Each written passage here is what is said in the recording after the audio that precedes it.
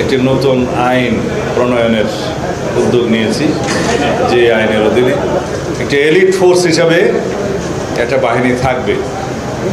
আমরা র্যাবের নাম আবার রিনেমড করবো কিনা বা অন্য নতুন এলিট ফোর্স আমরা রেজ করবো কিনা সেটা এখনও চিন্তা ভাবনার বিষয়, সরকার বিবেচনা করছে।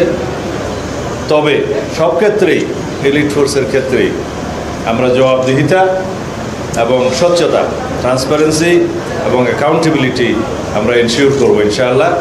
অথরিটি থাকবে, রেসপন্সিবিলিটি থাকবে, সাথে সাথে সেই বাহিনীর ট্রান্সপারেন্সি এবং অ্যাকাউন্টেবিলিটি নিশ্চিত করা হবে সেই একই আইনে।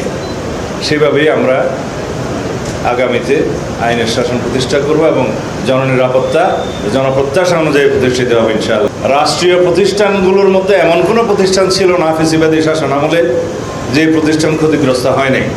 সেটা পুলিশ, সেনাবাহিনী, র্যাব, বিজিবি সবাই ক্ষতিগ্রস্ত হয়েছে প্রতিষ্ঠান হিসেবে। কিন্তু আমাদের স্মরণ রাখতে হবে, কয়েকজন কর্মকর্তার অ্যাক্টিভিটিস পুরো প্রতিষ্ঠান দায় দায়িত্ব নিতে পারে না। আমরা এখন যার যার নিজস্ব আইনে, সেই প্রতিষ্ঠানের আইনে সেই সমস্ত অফিসারদেরকে অ্যাকাউন্টেবল করার জন্য এবং বিচার আইনের আওতায় নিয়ে আসার জন্য আমরা অলরেডি অনুশাসন দিয়েছি। কারণ প্রতিষ্ঠান দায়ী না, আইন আছে, প্রতিষ্ঠান কিভাবে চলবে, কর্মকর্তারা কিভাবে সেই আইন মাফিক পরিচালিত হবে।